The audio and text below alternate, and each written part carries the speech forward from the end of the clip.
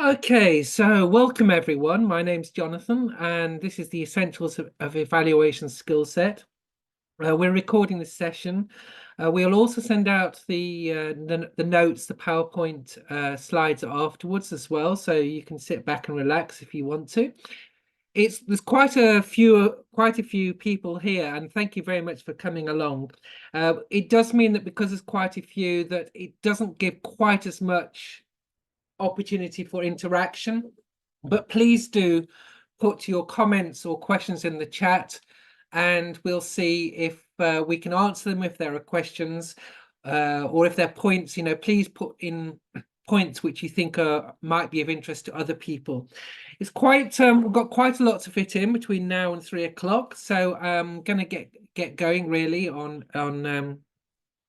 what we're doing. I should also mention that my colleague Megan is in the background. So if anything is going wrong, or you can't hear me or something, then do put that in the chat as well, and Megan will try and deal with that. So welcome to Essentials of Evaluation. As the title suggests, this is kind of some of the core ideas around evaluation, and I think it's we won't do lots about who I am and what I do, but just to mention that I'm a senior consultant at the audience agency. I particularly do a lot of work, and a lot of our international work, which really takes in a lot of our international evaluation. Right at the center here, we have the evaluation we did for the Galway 2020 European Capital of Culture, which is one of our major projects, really interesting project in the pandemic year, of course. And we're also at the moment doing this. In fact, this morning I just came off a couple of really interesting meetings. We're doing the evaluation for the UK France Spotlight on Culture project, which is something that's happened during the year of the Paris Olympics, and always these international projects give us lots of other international context, lots of other cultural context in which evaluation takes place, which we will talk about. So, we're just going to have a look today at why on earth we should evaluate. I guess that because so many of you here, you already value the idea of evaluation, so we won't dwell too long on that. I'm just going to have a look at the definitions and principles of evaluation.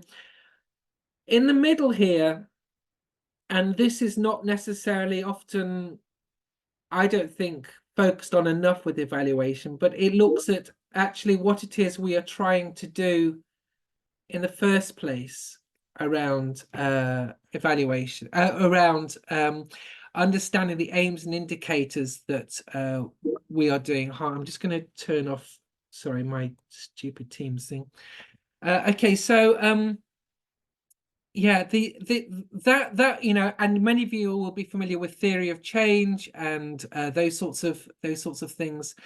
And we'll have a look at that. We'll look at the methods and processes, and then finally, finally, we will look at the reporting, reviewing, and learning around evaluation. Sorry, I am just gonna turn off my Teams because it keeps interrupting. I'm so sorry. This is the problem with having several different modes of communication. Zoom share. Okay.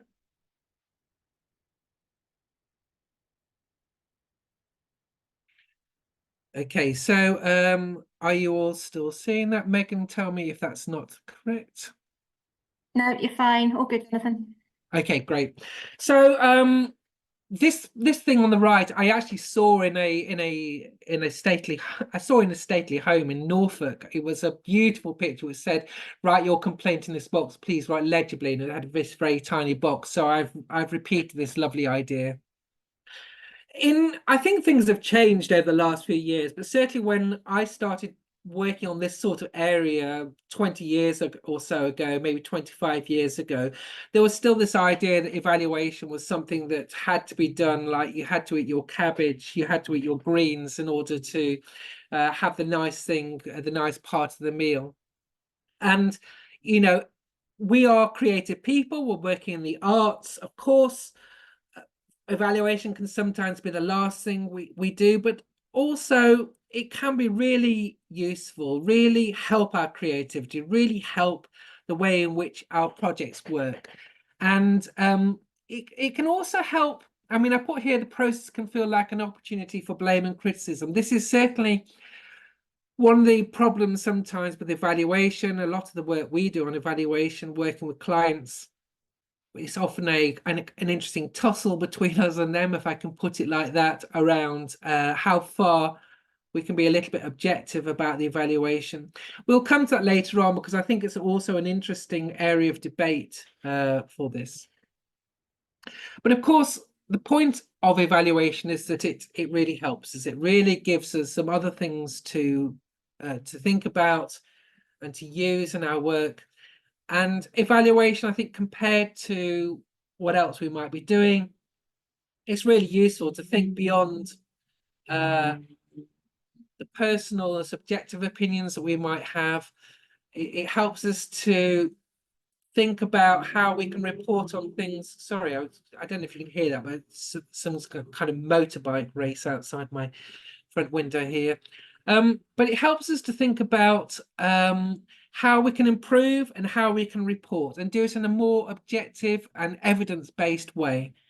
It can also help us to save money, of course. I love this quote from John Wanamaker, quite famous. Half the money I spend on advertising is wasted. The trouble is I don't know which half. I think what evaluation does is it enables to understand what is wasted and what we can do. And certainly if we're interested in the communication side of what we're doing, that can be really important. So evaluation, it goes beyond the idea of kind of anecdotal or purely personal observation of what's happening. That can be part of it, but it needs to be part of a structured process. The actual practice of evaluation in arts and culture comes really, and the way in which it's practiced, it comes really from a couple of important sources. One is in health, and one is in education.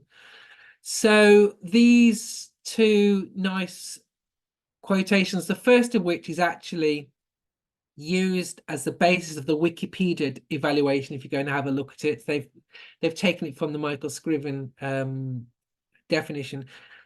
Evaluation is the structured interpretation and giving of meaning to predicted or actual impacts of proposals or results. It looks at original objectives and at what is either predicted or what was accomplished and how it was accomplished. And the second one also emphasizes the idea of the way in which it can help us to look at our projects in a different way, to think about how they might be improved. And this idea of improvement or learning is a really important part of evaluation. For those of you in the UK that are here, I think it's worth remembering that evaluation is useful and important for our own learning, for our own kind of work that we take forward. I think that recently, particularly in the last couple of years, with a few changes that have happened around research and evaluation nationally, that people have become quite focused on the idea of evaluation as reporting, and reporting to stakeholders and funders is important, but really evaluation can help us to change and to do things better. This is really important.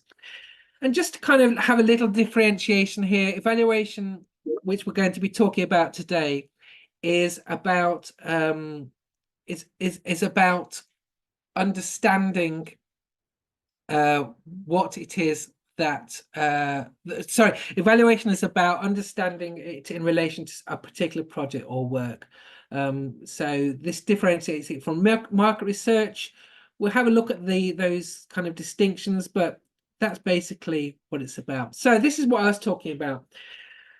Really, although we're making a little bit of a distinction, we're trying to make a distinction here that that doesn't always exist in practice, but really there are two sides to evaluation. The summative side, which is around reporting, being able to use figures and evidence for funders or stakeholders, or even in our own work internally with artists. And for, a typical thing is showing if we're a cultural organization to our board, for example, or formative and learning aspects. I wish I could turn that stupid thing off. So yes, formative learning, a really important part of what we're talking about, which comes from some really famous ways of looking at things, in particular Kolb's learning circle, which we shall have a look at. So, as you probably know, at the audience agency, we especially look at evaluation in terms of its audience, visitor, user, public dimension. But of course, evaluation is much bigger than that. It can also be about the projects themselves, how they operate, the process of them. It can help us to understand what's working in terms of our engagement, in terms of our engagement with the public, or working with artists, for example, and participants. Now, this is something I really want to just spend a little bit of time on, because I think it's what really turns evaluation into something really useful and more objective and more evidence-based than tackling evaluation. Typically, evaluation is often thought of as something that happens after a project. We are often brought into projects as they're almost finishing and say, oh, could you do the evaluation of it? And we can. But of course, evaluation really is something which is sorry, I'm just going to turn this thing off. It's really annoying me. Hold on a second. It's not so much as annoying me, it's that it's distracting me.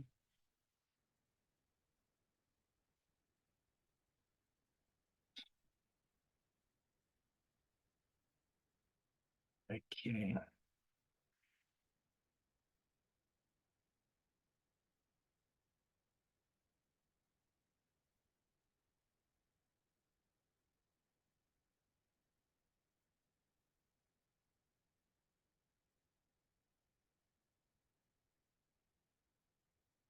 Hope you're all still there.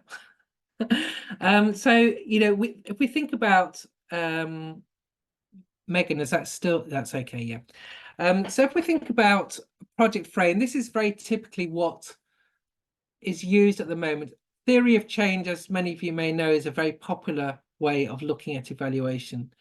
It's not the only way. The logic model, which is the basis for a number of evaluation studies, is also important. And any of you who have looked at EU projects that use the EU Creative Europe projects or Erasmus Plus projects, for example, they're very fond of the logic model.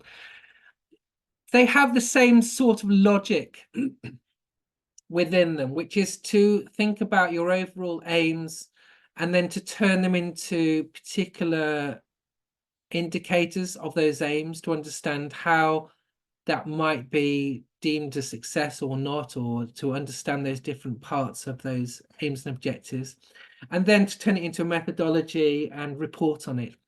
And I think this is really important, rather than thinking about getting too obsessed with the methodology early on. So theory of change, the different ways in which this is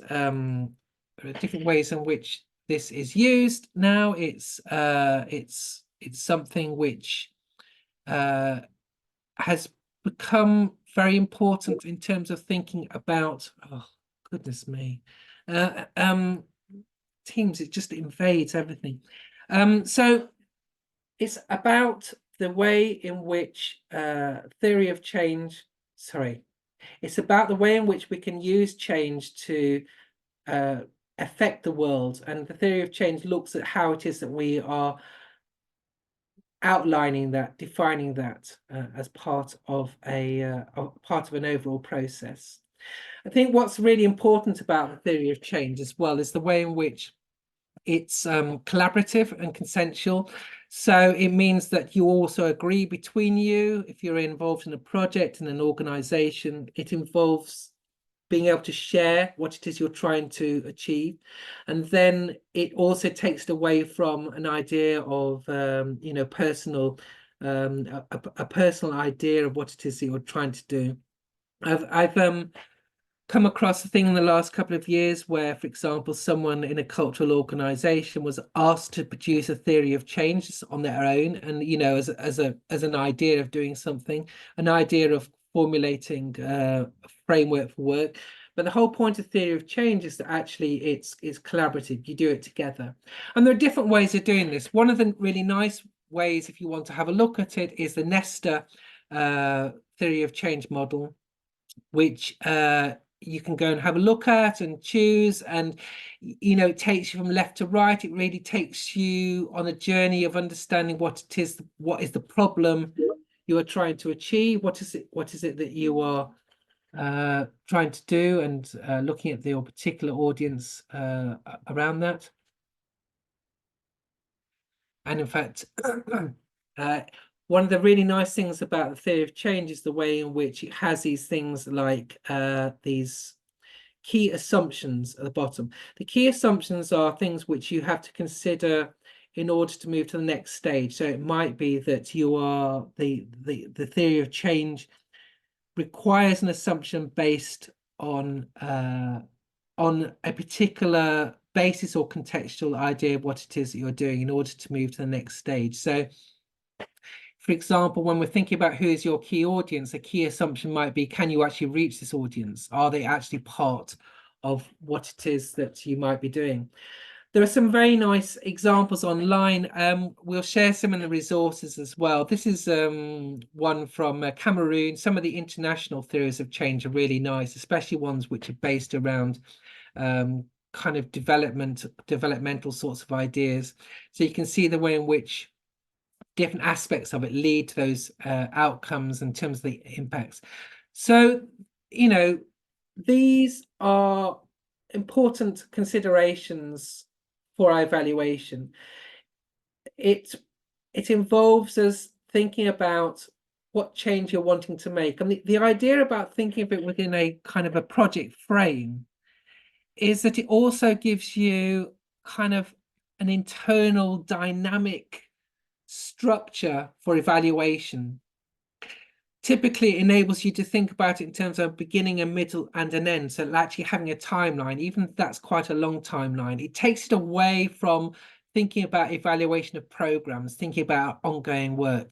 Now, it could be that you're doing your ongoing work and program and you want to evaluate that, but often using the project frame can be quite useful to look at the way in which things are taking a journey, and we'll show why that's important in evaluation. I put this up on screen. If you'd like to put in any of your own examples into the chat, how evaluations helped you, how it's helped you to learn things, that would be very good to see that.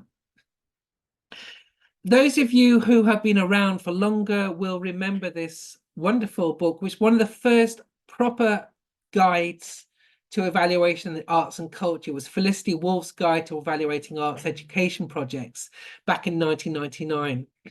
And actually, it really influenced my work, influenced a lot of people's work in terms of just outlining those things I've said about having the aims, having the objectives, thinking what those measures of success are, and then taking it further into our methodologies. In our regular work, often when we're working with clients and we're looking at a more simple idea of evaluation, we often have used Felicity Wolf's ideas to create our own sort of little simple evaluation matrix, which goes around thinking what the overall outcomes are, what are we trying to achieve, what are the concrete things that this will involve, how will we know how that has been achieved, whether it's been achieved, what are the indicators, we'll come to that in a minute, and then what evidence do you need for that? It's very logical, it's nothing grand or wonderful, but in order to really do good evaluation, we need to think within that sort of frame. For example, here is I've made up a project that doesn't exist. I based it on some experience of working on sort of more participatory projects. And you can see as you move across the screen, you've got what the different project elements might be about, what sort of outputs and outcomes you're trying to achieve, and then what are the indicators of that.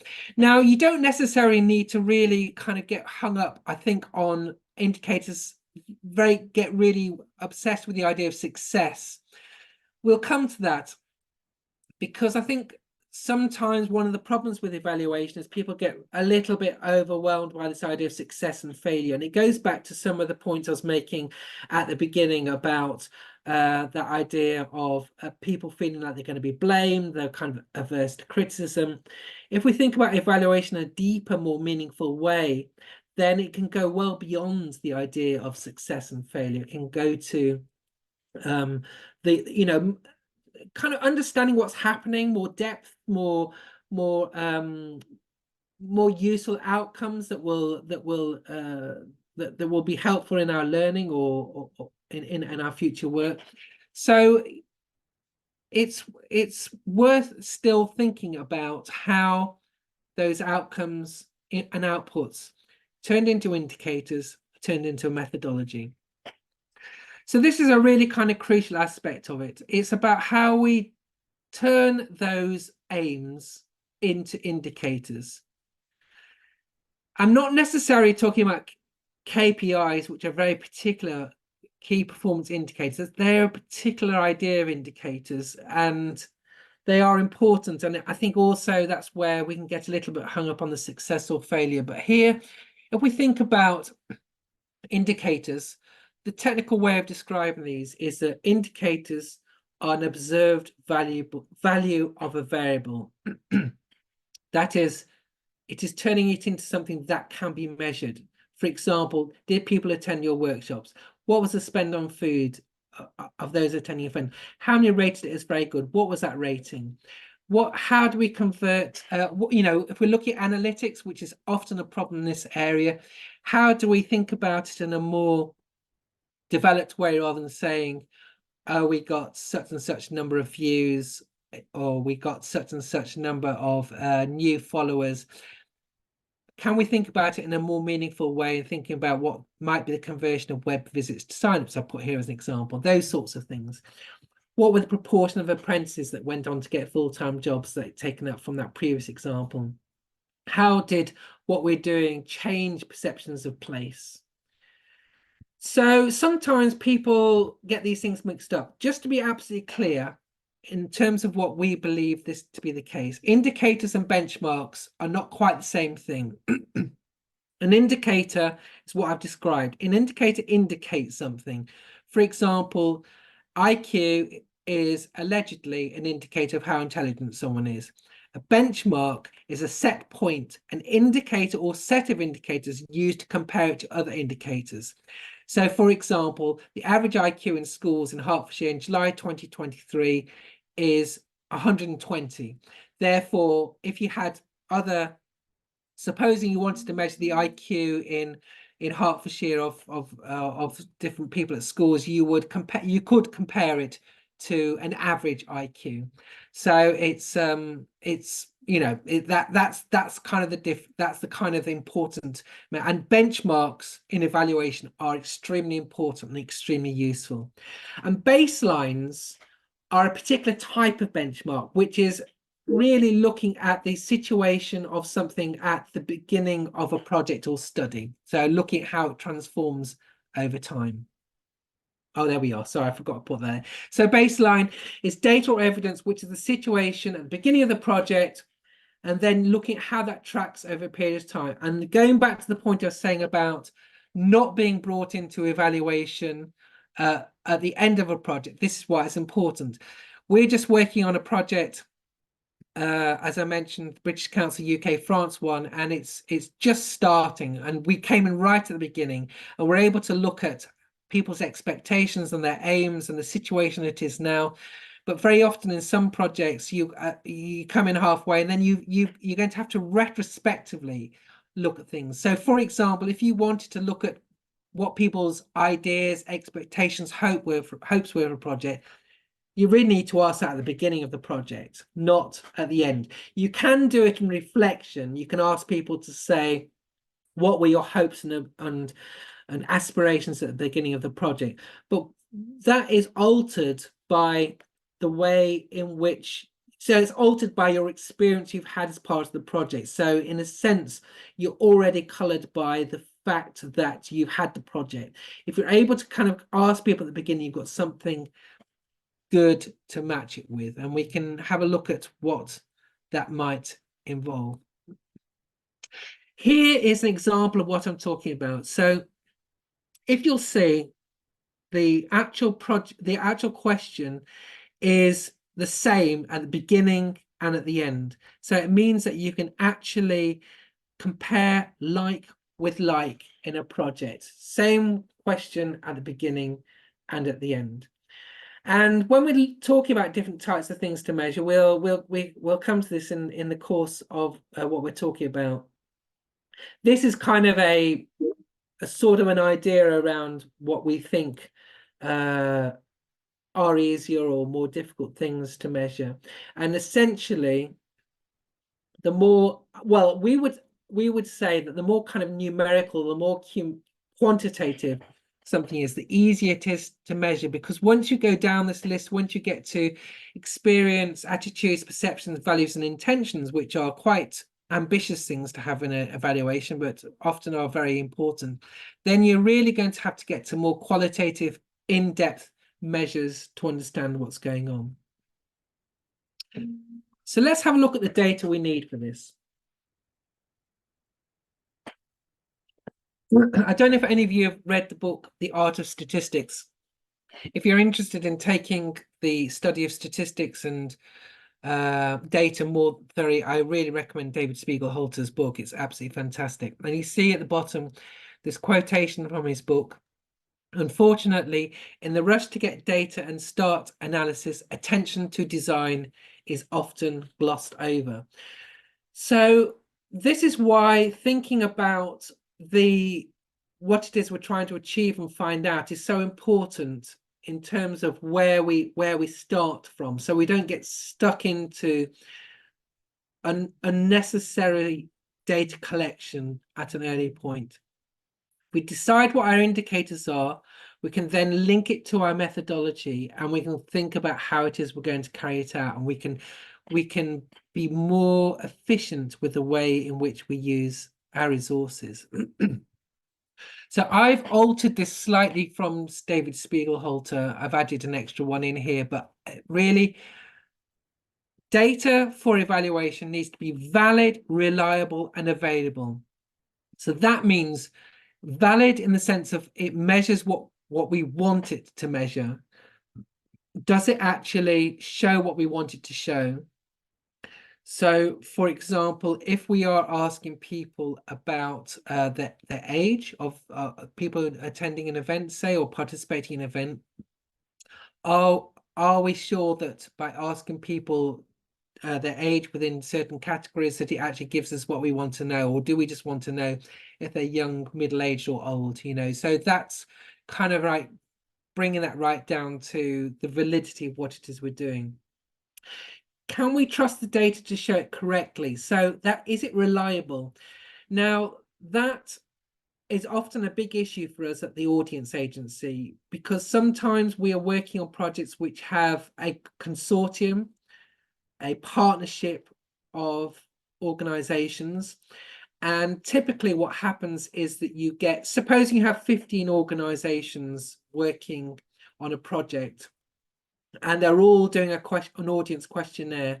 What typically happens is that you get one organization getting 500 responses, another one getting 50 responses, another getting 250.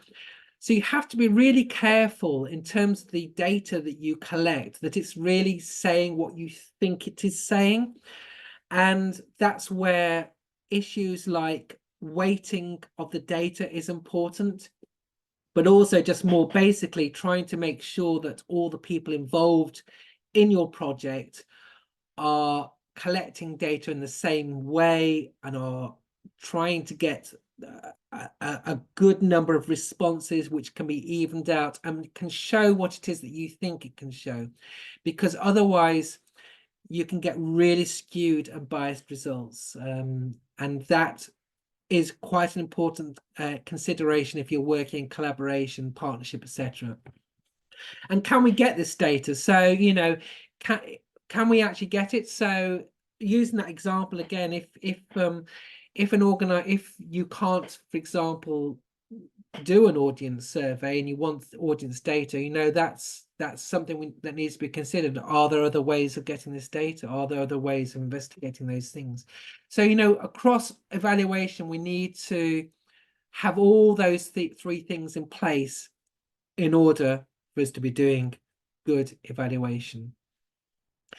So getting to the kind of methodology of this, you know, this is where it starts to get more serious. So we've kind of got to the point now where we've decided what it is we're doing. We've decided what it is we want to know. We've turned them into indicators, like we've kind of decided, okay, in order to know the age of people, we've decided that the indicators are people between 5-year categories of 20, you know, whatever they might be. Then it means that we can have a look at the methods. So here it's worth considering at an early stage, what is the balance that we require? Are we going to require nice graphs and infographics to show to people?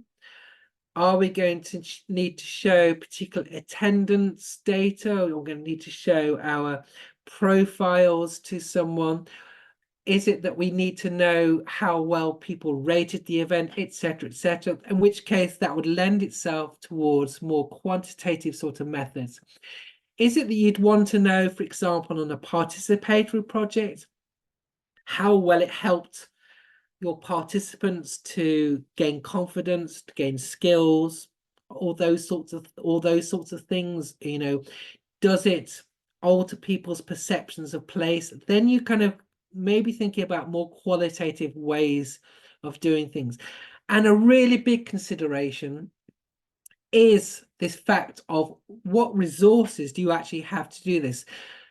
We'll come to why that's why it's really important to think about that, because one of the big obstacles we come up against with people is this thing, like they say, we'd really love to do evaluation, we'd love to do research, but we just don't have the time, we don't have the staff, we don't have the resources to do it.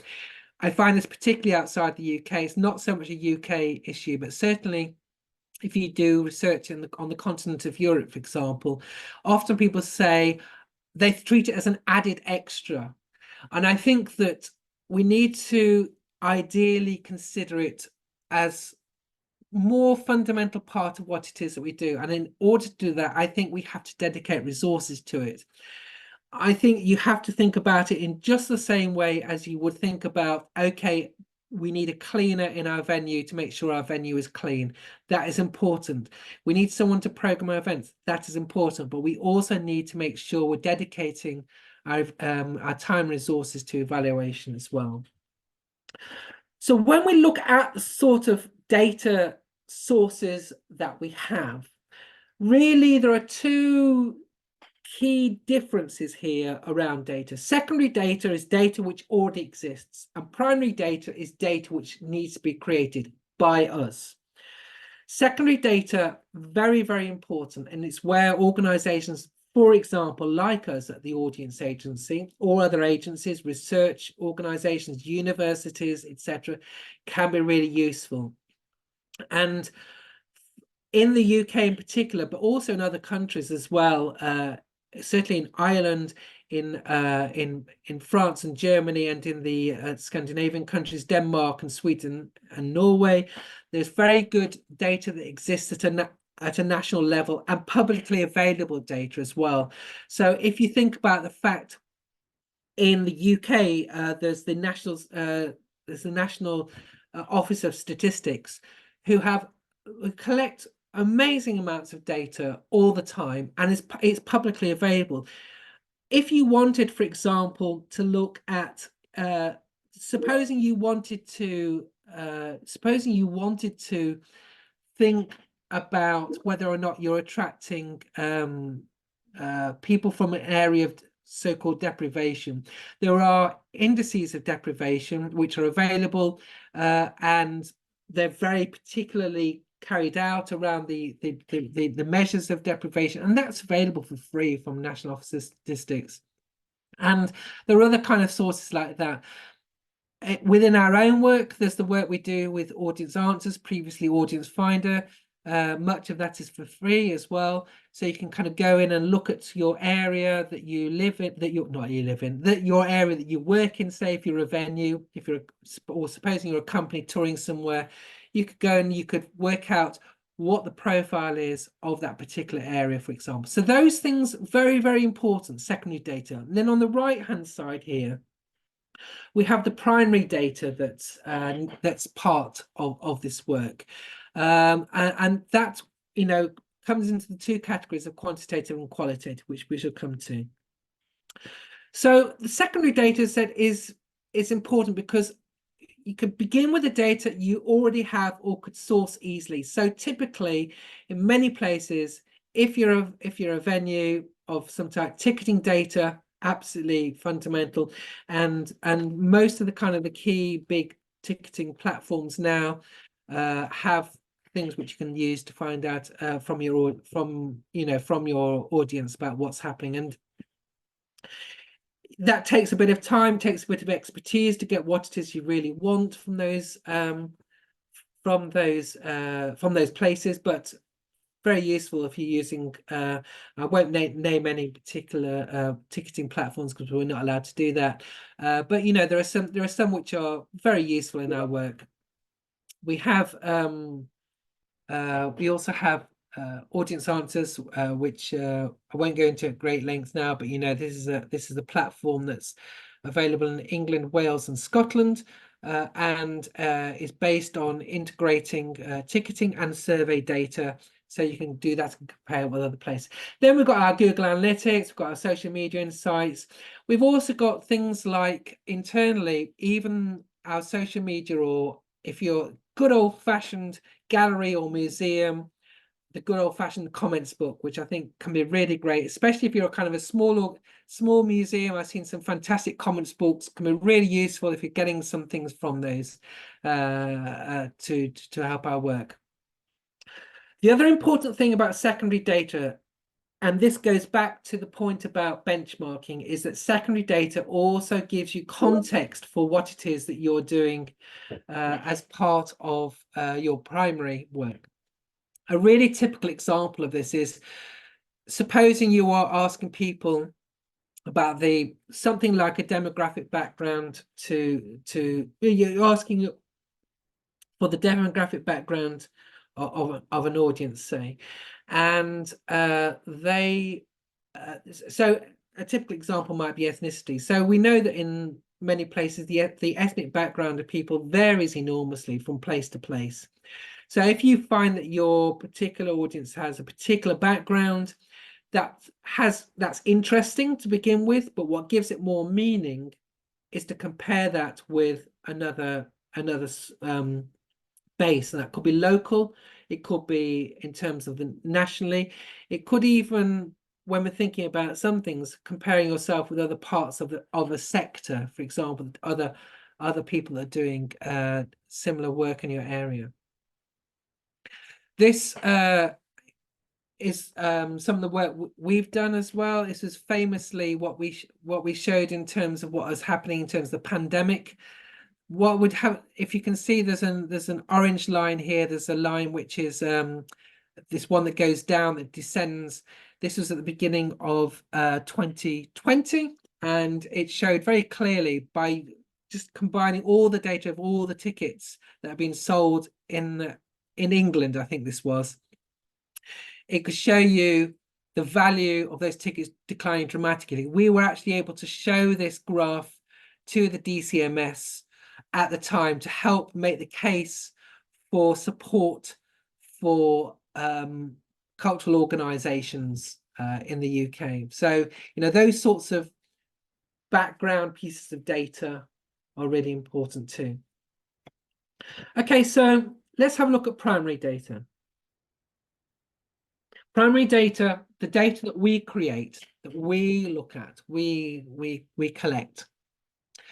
So as I'm sure know, there are kind of two areas of this, and they're not exactly mutually exclusive, but quantitative and qualitative research. I say they're not mutually exclusive. For example, the way in which I always describe it is that quantitative data is data that can be turned into numbers in some way. Some people argue you can turn almost anything into numbers. I'm not absolutely sure. For example, on questionnaires where you have an open comments box, or you're asked to supply extra considerations around what it is that you're doing, that I would argue is qualitative data as well. So they both have tremendous usage, and I think that really the mixing them and using them together is what really is useful. And I'll give an example in a moment. So for example, so quantitative, we're talking about, can be attendance, could be income and expenditure. Sales data is fantastically useful, if a little bit underused, I think, in the cultural sector very often.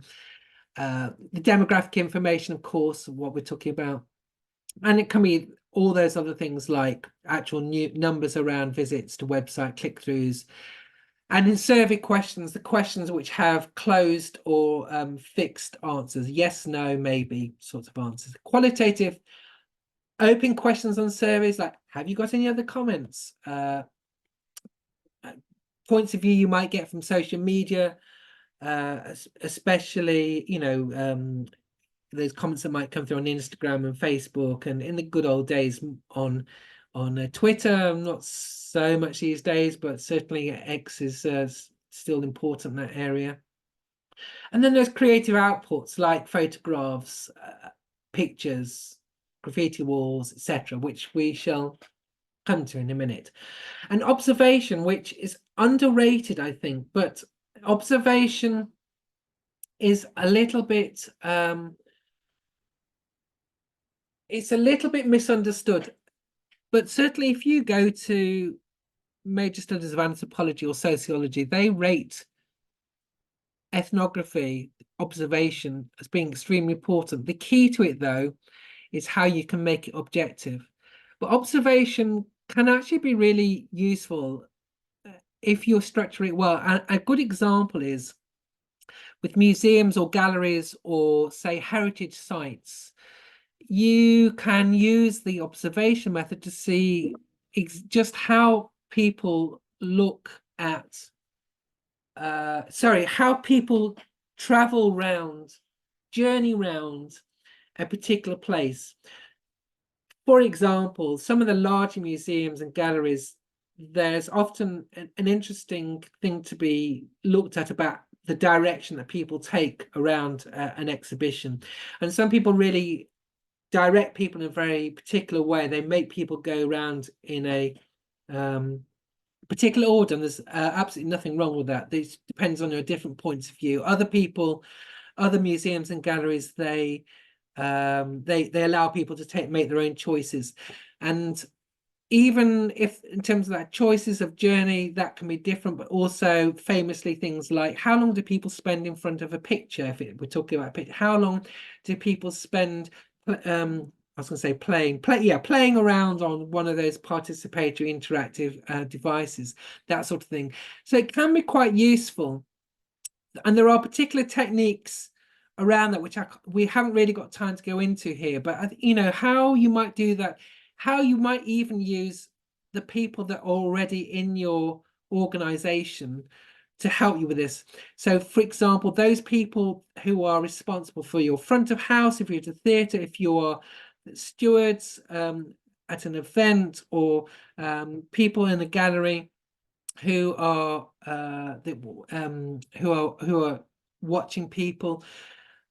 I mean, it doesn't have to be kind of intrusive or personal, but you know, if you are sitting in a gallery all day, day after day, you start to get a sense of what's happening there, who they are, who people are, and what they're doing there, and that sort of thing can actually be quite useful. Okay, so you know, quantitative evaluation. We're talking about numbers here. Uh, if what's great about quantitative data as well is that quantitative evaluation is you can turn it into really good representative graphics, infographics, graphs, which show what it is that you're trying to show, and that's, you know, a bit of its own skill in a way to be able to do that. As we mentioned, the great thing about quantitative data as well is it can be matched with secondary data, typically things like census data is important, or you know, if you're using audience spectrum, our segmentation and profiling system, you can, for example, if you're able to look at the audience spectrum profile of your audience, you can compare that audience spectrum profile with your area or some other kind of match like that, and you can really, you know, that's where the kind of the numeric quantitative side of things that you can do, and you can kind of use that then to kind of do further analysis. The difficulty with quantitative data is that, first of all, you have to have decided before you start what it is that you might want to know. This is where the match between quantitative and qualitative can be really, really important in evaluation.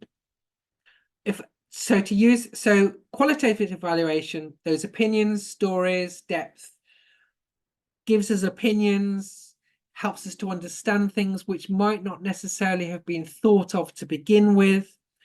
That's why focus groups are often so useful for things like supposing you wanted to understand what people thought about your I don't know, your communications, your branding, say, that qualitative will give you those sorts of insights which quantitative can't do. And to mention what it is I'm saying about the quantitative qualitative aspect, you can do this either way around, really. Either you could decide on some qualitative work where you pick some people and you do some work with them, focus groups or interviews or something like that, and you discover something that comes out of those interviews, focus groups, which might indicate something else in the work you're doing. It might be that for example, that you discover that that people who are over the age of 50 have a particular approach to your work, and therefore what you can then do is in your quantitative work, say in your surveys, you can then ask more specific questions around that, so it helps to inform your quantitative work. On the other hand, you could take your quantitative work, your surveys, your research, your statistics, and you can see it and you say, this is very unusual. Why do people not visit our gallery after 3 o'clock in the afternoon? Why is it that we don't have anyone from our particular locality where we're based coming to our events? You know, all those sorts of things which might be in your survey data. Or, you know, a good example is, why is it that, using the audience spectrum idea, why is it that we don't have experience seekers coming to our event? And therefore, what you can then do is use the qualitative thing to look more in depth at one of those areas. And that's why the interplay between the quantitative and qualitative can be quite interesting, and also why it's worth doing it over a period of time as well. We can also think about how we might turn some qualitative elements into quantitative outcome, quantitative indicators. And have I got this? Oh, I'll come back to this in a second. And also, what you can do as well is use some of the qualitative evaluation, some of our outcomes from qualitative evaluation into things like our case studies. We use them quite a lot at the moment. They're quite popular with a lot of the clients we work with. They say, hey, we've got this project with 40 projects in it. Can you choose 5 projects and look at them in more detail? What happened? What did they learn? What can we take from this? What lessons might we learn for other things, other projects, that sort of thing. A case study can really help to bring out these individual learning points, and it's the sort of thing that maybe you can use more publicly as well in your work. Let's have a look at questionnaires, because this is a topic of great interest that people often want to look at, and is a lot of the work we do all the time. So we've built up over the course of several years a strong understanding of how to develop questionnaires. By the way, although I've got this picture here from the Out There Festival, this piece of data on the left-hand side from how you rate it does not relate to that, just to be clear about that.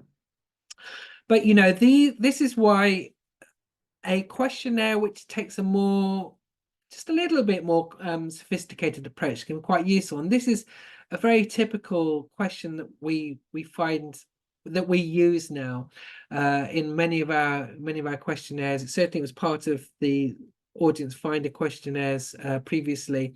How do you rate something? And people understand this idea quite well, really. As long as you've got things like as long as you're quite careful about the responses you give people. So a typical example is you have to try and not be too broad. So for example, food and drink facilities rather than food and I don't know, food and drink and the comfort of the event. So don't mix things too much. Be sure that people understand what it is you're talking about. And of course, in the arts world, it's quite interesting in the arts and cultural sphere, because we're often quite obsessed, I would say, with quality of the performance, the quality of the exhibition, the quality of our building or what we're showing. But being able to use these other aspects to questionnaires gives us more of the dimensions of what's actually happening with people's experiences with us. Again, what's important here is really to ask the questions that we want the answers to. Now, I know that sounds obvious, but we spend a lot of time looking at questionnaires or people's requests for questionnaires from around different sectors that ask what I would describe as what they think of as typical questions that are in questionnaires. So you often get questions which I'm not sure that are very useful and people can do something with. So really, that's why we need to go back to our objectives, back to what it is we're trying to achieve, right back to our theory of change, back to our indicators, back to our thinking around what it is we want to know, so that we then use that as part of our work.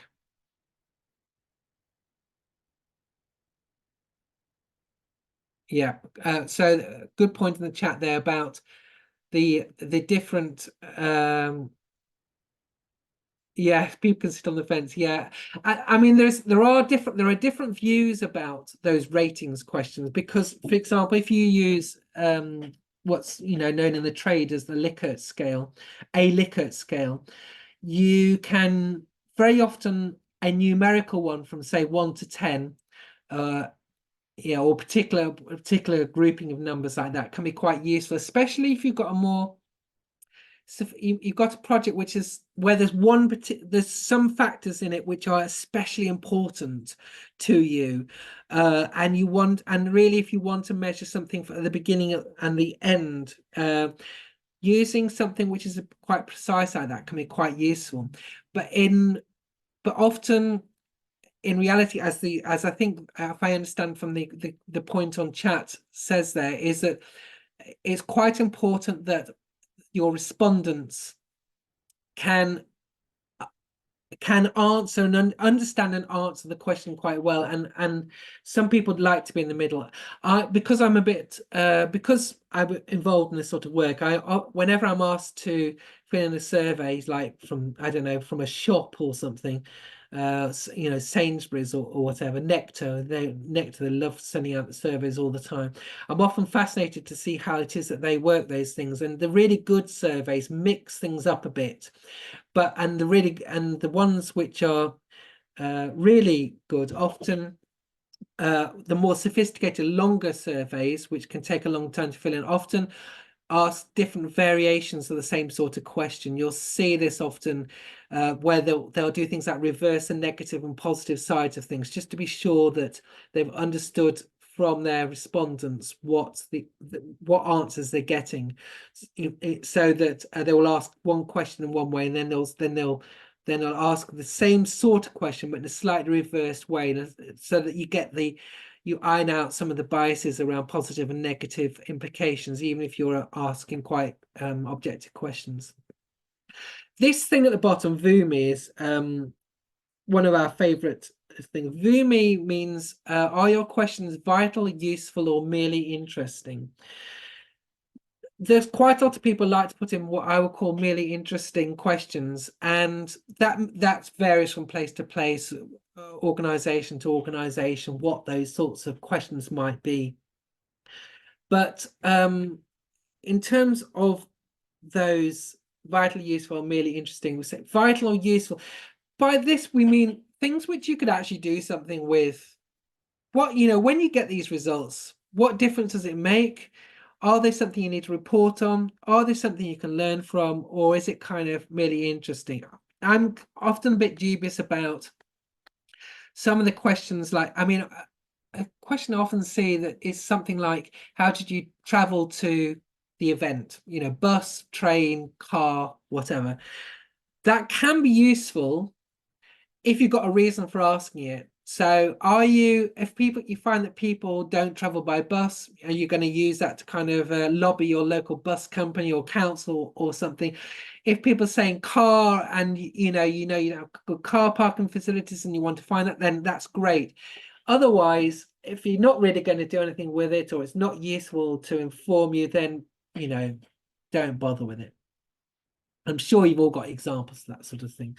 So within our questionnaires, there's kind of two sorts of questions, really. Closed questions are ones which have a fixed answer. That includes ones which are rating questions, and open ones are ones where there's no fixed answer, although you might guide people towards it. So closed question: have you visited this venue before? Yes, no, not sure. Ratings questions, as we discussed. Open questions: how would you describe this venue to a friend?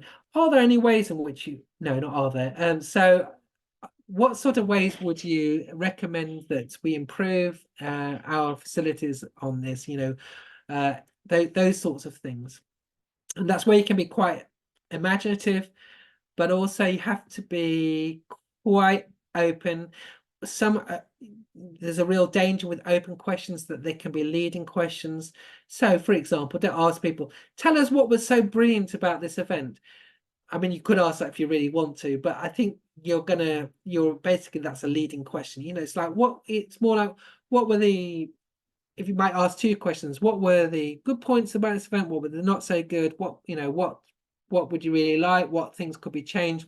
Those sorts of open questions, rather than leading people down the line of tell us, please give us some comments about why you think we're so great, or whatever. So one of the things that we find is that this just comes from experience, really, is that the people who respond to questionnaires, they like a bit of a mix of questions. And by this, I mean closed and open questions. And also more than that, there's a bit of a skill towards the order that you put things in. Generally speaking, put more personal things at the end of your questionnaire, more demographic things. And for example, we usually ask the postcode question last if we're based in the UK. Not that there's anything complicated about or difficult about postcode, but sometimes if you were to ask that first, people go, "Ooh, I'm not going to answer that. You know, why do they want to know my postcode?" So there's a logic to more personal questions towards the end. Also, my good colleague, friend Dan Cowley, who's our research manager, he says that there's also a logic towards making the earlier questions slightly easier to answer. If you dive in with a question right at the beginning, which is quite a philosophical, contextual question to answer, that can be quite tricky for people to then move on to. And also there's something about a logic around asking questions about which sort of before the event, during the event, after the event, by which I mean asking questions around why it is that you came, for example, like a reasons motivation question needs to come on a little bit earlier in the questionnaire than say the impact it had on you. So those, it's not an exact science, but there's a sort of logic, a psychological way in which these things work, which just helps you to get better responses, more responses, which is quite an important part of what it is that you do. So certain types of questions are useful for different sorts of things. Yes, that's right. So with this, there's a really important principle here, which I always mention to people who even doing your own questionnaires in your own places. There are certain questions. The two which are typical of this are motivation questions and communications questions.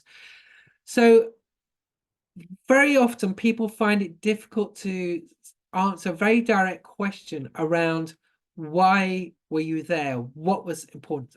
What we found, and that can be either think about it of a motivation or decision-making sort of way, as this one is, or typically a communications type one. So if you ask people, what publicity did you see for this event? Or, you know, tell us about the communications that's important to you. People find it quite difficult to answer that sort of question in one question.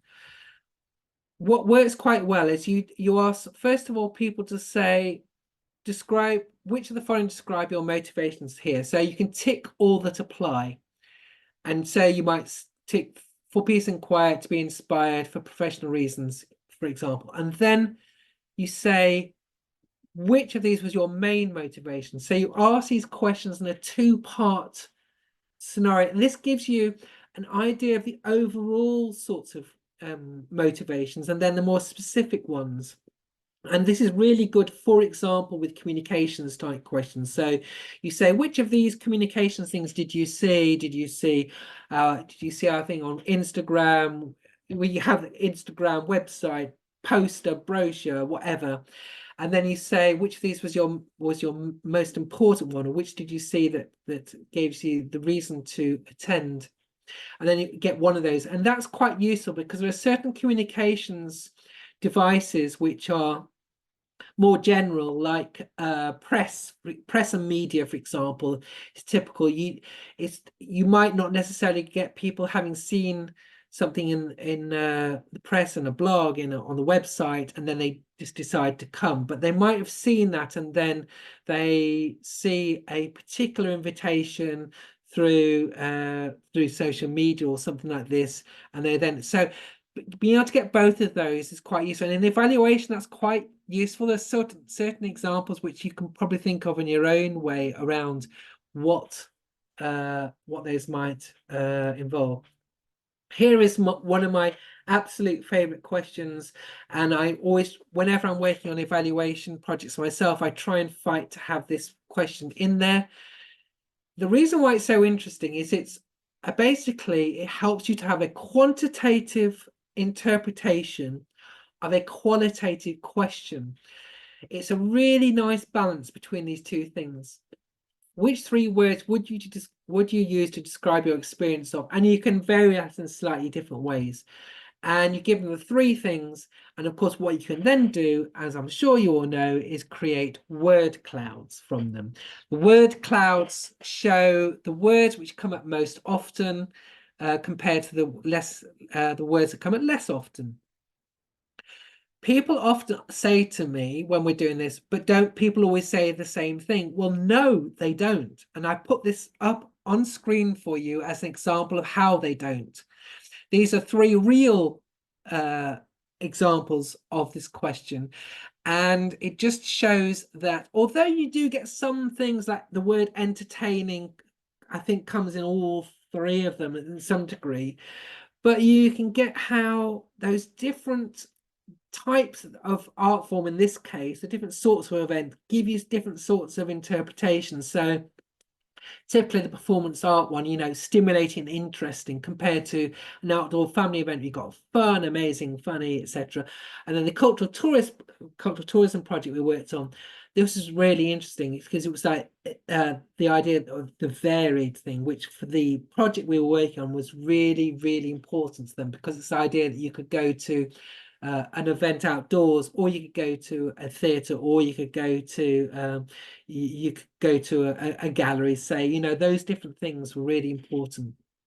And I know even people that then use this evaluation technique to actually inform things like their the copy they write.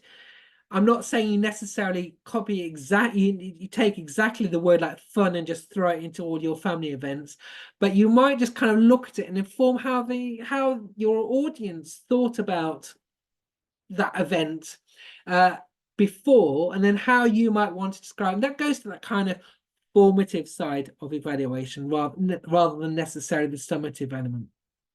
And what's important about this sort of structure is that it helps you. So you, with comments, one of the issues with comments and open questions in general is, supposing you have 500 responses in your questionnaire from an event, that can be a little bit tricky sometimes to analyze. I mean, there are ways of doing it. You can if you're clever with Excel, if you're clever with Google, you can take some of those words and some of those comments, and you can draw out things through textual analysis which recur. But things like this help you sometimes to make a quantitative element in a qualitative question. Okay, so I've already mentioned this, but this is just to say that personal questions work better at the end. This is just something. It's not an absolute. You don't need to get too hung up on it. But I know in our new audience answers questionnaire, it's slightly mixed up now. But generally speaking, people do like to answer the more personal questions towards the end, and that's also involves some of the more comments questions too. A quick question about focus groups. I mean, focus groups are tremendously useful for certain types of evaluation, getting depth, being able to understand different aspects of incredibly useful for participatory projects. Can also be useful. This goes a little bit away from the realm of evaluation, more into the research sort of side of things, but for example, a classic example is if you wanted to really look at non-attendance, non-participation with your work, is quite what a focus group, a discussion group of people who either don't attend or attend very little, hardly attend, then focus groups can be really useful, because then you go to them, you say, what sort of things are you interested in? Are there the sorts of things that we put on? Not, you don't exactly ask this, but why don't you come is what you can do. So it's really through that you can get that sense, and you can't get that very easily from quantitative surveys. And in particular with quantitative work, you have to really have a target. You have to have the people you can actually approach, which is usually the people who've attended the event, which of course is important with evaluation. But if you wanted to get around the edges and look at how things were not working, that's more difficult to do. To do a survey of non-attenders is really, really difficult. You have to really think about working in collaboration with another organization, or actually have a professional organization to do that. So focus groups can be really useful. We would, of course, recommend that you use professionals to do focus groups, because there is a technique to doing them. But nevertheless, that can be expensive. Not if you use the audience agency, we're of course great value, but if you wanted to do your own discussions, there used to be this thing was very popular, it used to be called customer circles. I don't think people tend to think about them as customer circles so much anymore, but this can be quite a good, inexpensive way of doing things. When I was working at a venue, long ago, when I was working at a venue where we were trying to attract more student attenders, we couldn't get many student attenders, and we wanted to not. So one part was to promote students, for example, have special offers for them, etc., etc. But we wanted to really understand a little bit better how students thought about our venue. So we actually had this process that went on actually in the end over several years, but of course the people changed it. So we had these student circles. We would recruit people locally from the university, and they would get rewards for coming to the event. Basically, they would, be able to come to some of the events for free and that sort of thing.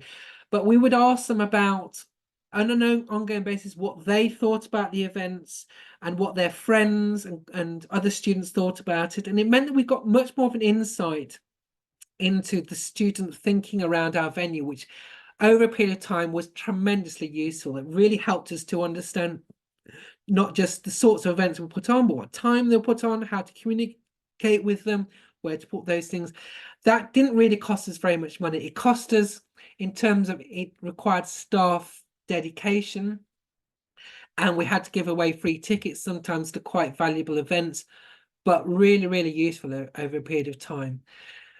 But preferably you do need professionals to do this. It's why I have this lovely focus group with lovely cartoon which I discovered a few years ago, which is just wonderfully describes the problem with focus groups, and it shows why often it's quite useful to have objective people doing it, because there's a known bias, which is that the people in a focus group have a tendency to want to please the people who are leading the focus group. Now, if they are people from the organization, that's an even worse bias, because they want to say things that the people want to hear, or they think they want to hear. And there's a real technique to being able to draw out the more negative sorts of things. Maybe negative is too strong, but the things which are actually quite interesting, like what didn't work so well, how would you improve? And I think that's, even if you're doing it yourself, just try and get away from that bias. And it's often quite difficult ourselves because we don't want to hear criticism. That's another reason why it's quite useful not to have the people from the organizational project in these discussion groups.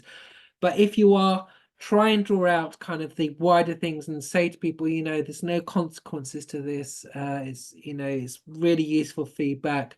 We can take your criticism, etc., etc. Going to have a quick look here at a very important topic, which is around other qualitative techniques leading into creative evaluation, as it's called. This is a real thing discovered a while ago. It's from the Museum of Modern Art in New York. They wanted to understand what people thought, children actually in this case, children and young people, what they thought about it. And they wanted to give them an opportunity to describe things as they wanted to, for example, to draw pictures rather than just give answers. I did not, and I love this one in the middle, I did not see a dinosaur and you call yourself a museum. I don't know quite what we'd do with that sort of comment, but that's the sort of thing that can be quite useful. And those of you, some people on this in this skill set will be part of or have been connected with the Creative People and Places projects in England. And these, we've had the pleasure of working on several of these, and I think there are some really great examples of using creative evaluation imaginatively in those.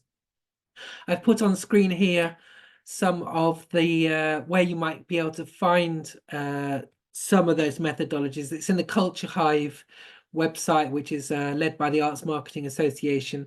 Has some really nice examples of participatory, that use creative evaluation techniques, often in participatory programs. I won't go to them in detail here, but what I will do is talk just very clearly some just things to remember about creative evaluation. I did a project recently with Galway Community Circus in Ireland. We helped them to create a kind of a toolkit around impact. And you can, by the way, if you wanted to go to their website, that some of those descriptions are on their website at Galway Community Circus. But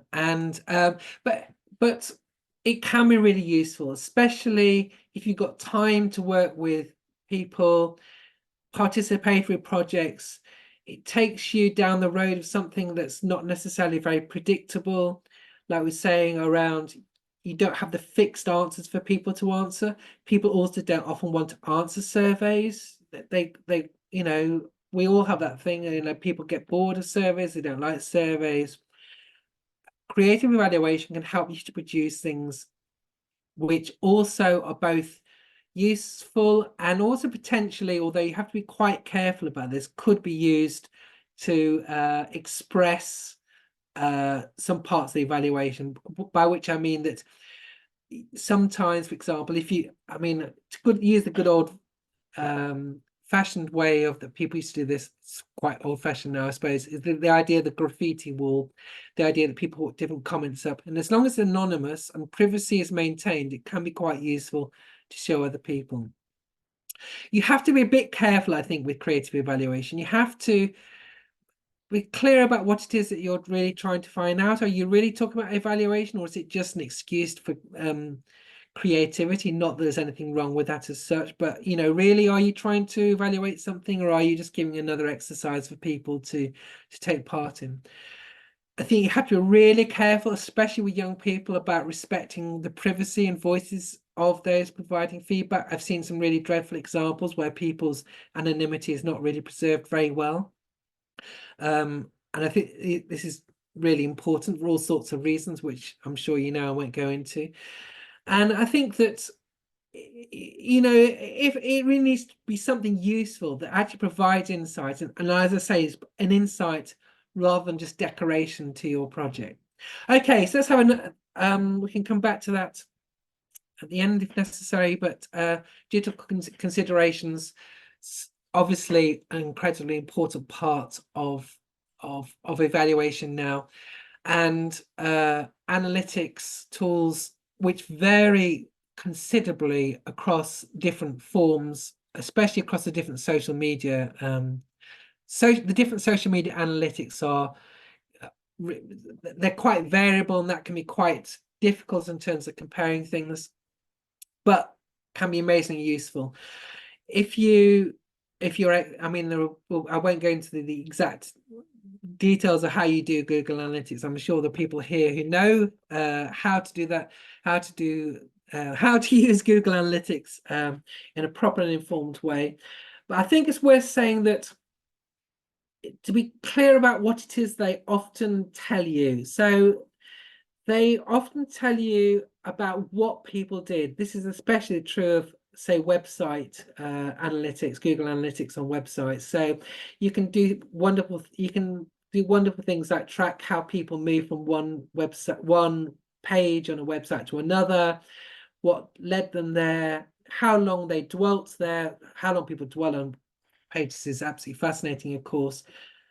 But it tends not to give you more of that profile around who they are, their motivation. You can, if you're very clever, you can deduce things around motivation through some of those analytics, but it's not so easy. And how they felt about the experience, at least in analytics, you can use social media and websites for this, which I'll show you in a minute, but it's just important to be clear about what it is that they do. Big numbers aren't always the most relevant indicator of impact. We work on a lot of projects at the moment where people present us with these statistics that say, 3 million people saw this or that or the other. I often use the example of like 30 years ago, saying those of old enough to remember 30 years ago, you might put out brochures and posters and adverts and papers, and you wouldn't necessarily say, well, yeah, maybe you do, but you wouldn't say, oh, we had 30,000 brochures printed as a kind of a measure of how effective your project was. And I think sometimes people say, oh, we put on this post and that post, and it had potentially reached these people. I think really, if we're being a bit more critical about what it is we're doing, we need to understand the engagement, what it is that happens, what really does that involve, and that requires a little bit more an in-depth thing than saying we had 3 million of this or the other. Social media, which is increasingly important. I mean, this varies enormously. Funnily enough, things like Facebook has some of the better analytics, but then that's also because I think if you look at it from the other point of view, I think some of the personal privacy on Facebook is not brilliant. Hence some of the controversies around how Facebook has insights have been used in a not a very good way. The reason for that is the reason why it's a little bit tricky is that you can get down to quite a micro level with Facebook analytics, and that can be, you're almost getting to the point of you can get to a very few people and understand who they are. And I think you just have to be careful about some of those aspects. Other aspects are kind of not very, can be a bit clunky. One of the things we came across recently is like TikTok analytics. I don't know if any of you use TikTok analytics. That can be quite interesting. But for example, so many TikTok users are under 18, and someone's going to tell me this is wrong, but when we looked at it last year, you couldn't get good analytics on TikTok users under 18 for very good reasons. So it's kind of, invalidating in a way the kind of analytics you're getting from that sort of thing. So you just have to be careful about what it is that you're using. This is what I was going to say about digital qualitative evaluation, by which I mean, okay, so you can't understand why people came to an event, we're involved in an event through analytics, but you can use it in your social media work if you do this in a good way. And really, this requires structuring well. And this is where, I mean, still the good old-fashioned tags is quite useful to understand how people are reacting to your event, what is they liked, can they share videos, can they show pictures, those sorts of things can give you really good qualitative insight. And I think really this is where so much of the good qualitative evaluation exists now.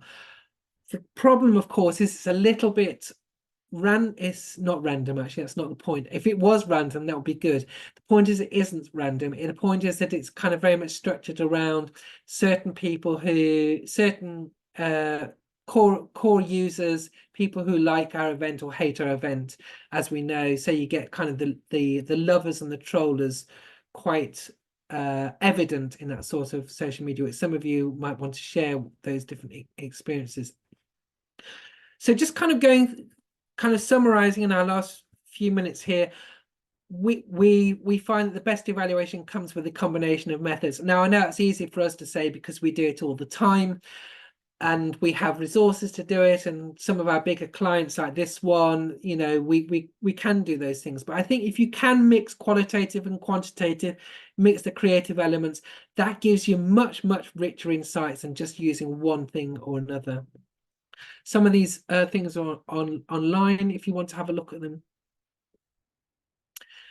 And of course, some of this work can be turned into infographics. This everyone wants infographics now. And I think, I mean, the idea of representing something graphically, of course, is totally logical and important, but this has we need to just be careful about what it is that we're showing. We've now actually employed someone within our own organization who specifically works on this area of work, because we found that using external people or often using existing things like on PowerPoint or Word, you can use infographics. Not too much wrong with that, but you just need to be careful about what it is that you're showing and indicating, because you can lead people into some difficult areas if you're not careful. So, you know, being able to use that is important. This is a kind of example. This is a real example. You can go and have a look at it. It's from our evaluation of the UK-Australia season. It's example of a case study. Okay, so this is a particular sort of work we're doing, but you of course will have your own sort of work there. And in fact, in this case, I think we reduced it, as you can see, to 2 pages of A4 to show what it is he might do. And I think that when we're thinking about our outputs, our reporting, this sort of thing is quite an important thing to consider. The results will go right back to what we said at the beginning. Are you trying to do this summatively or formatively? Summatively, of course, you will have some guidance from your stakeholders, funders, etc., about what it is they want to know. Do they like facts and figures? Do they want examples and case studies, etc.? What format is appropriate? Do they want a nice short summary? Do they want a more detailed report? You know, that is quite an important consideration, which goes right back to the beginning of why it is that you're trying to do something. And, you know, there might be a story you particularly want to tell. This one is from the Hull City of Culture. We didn't produce this. This is not our work. This is someone else's work, but it's there, by the way. It's there and in public. And, you know, those things like Borough of Culture, City of Culture, European Capitals of Culture, all those initiatives, these are very often things that, for example, in terms of advocacy, is important. Now, we also need to remember here that this is advocacy. What we're doing, hopefully, is evaluation, which may be more objective. Now, the objective evaluation can lead to this more advocate thing, but I think sometimes we just need to be clear what the difference is. This it might be look not very impressive, but actually this was an important graph. It showed that the connection between outdoor arts and in England compared with the English population was very similar, which for the outdoor arts sector was incredibly important and led to greater funding being given to outdoor arts. Just a couple of final slides. I know it's where we're reaching the end. Thank you very much for for coming. And you can see this in the recording, the slide. I just wanted to be clear about this. This is, I think, quite an important couple of final points. Data does not have inherent value. We give it value by deciding what to collect, how to collect it, and what it means. So this is a famous thing. The I forgot what the name of the book is now. There's the famous study around econometrics, which is around being careful of seemingly causal relationships. This bottom one is if I take hydroxychloroquine and afterwards I don't get COVID-19, that does not prove that hydroxychloroquine prevents COVID-19. All it shows is that two things might be connected. Sorry, they're not connected. One thing happens after another. So the famous example is that you might look at data and look at that on the days when ice creams are highly consumed, there's also a high amount of drowning. Now, ice cream consumption does not lead to more drowning. What you've got is a common factor, which is hot days. On hot days, people consume more ice creams, and they're also more likely to swim, therefore they're more likely to drown. So they, you have to be really careful. In sociology, there's a famous term which is that post hoc ergo propter hoc is not what you should look at. That is the Latin idea. Just because something happens after it, it doesn't necessarily happen because of it. And going back to our experience requires action. What is it that we've taken from this? It goes back to what's useful. What are you going to do? How are you going to change what you do? It's all very well having a piece of evaluation which you kind of put aside and say, oh, that was lovely. But what is it you're going to do as a result of it? Knowledge is of no value unless you put it into practice, as Anton Chekhov beautifully said once. So I'm just I don't have time to talk about this, but some of you may want to look at this in your own time. We've been working with the Centre for Cultural Value in the University of Leeds to develop what we call, collectively we call the evaluation principles. I think it's really useful to have a look at these because it looks a step beyond the idea of what is it we're doing with our evaluation. It looks more at kind of the values, the principles, what it is that we're doing. Is it connected? Is it beneficial? Is it people-centered? Is it robust? With those 4 elements, can you do, no, with those 4 elements, you will do good evaluation beyond kind of some rather are not rather useless or the worst things which are not good with the people we're working with. You can have a look at those in great detail. They're very interesting. Okay, so sorry sorry for going over time. I'm terrible for that. I'm not gone too far over time, but those of you who are able to stay for a while, please do feel free to put things in the chat, and we will send out the slides after this, and the slides also have some nice resources. I think I've got it on my next. Oh yes, here's a selection of those useful resources, which where you will find some really good stuff, and some good stuff. And I will just stop sharing now, and anyone that's that wants to throw some things into the chat, please do share. I can stay around for a few minutes. Recognize that many of you have to go. Thank you very much for attending, and I look forward to seeing many of you again soon.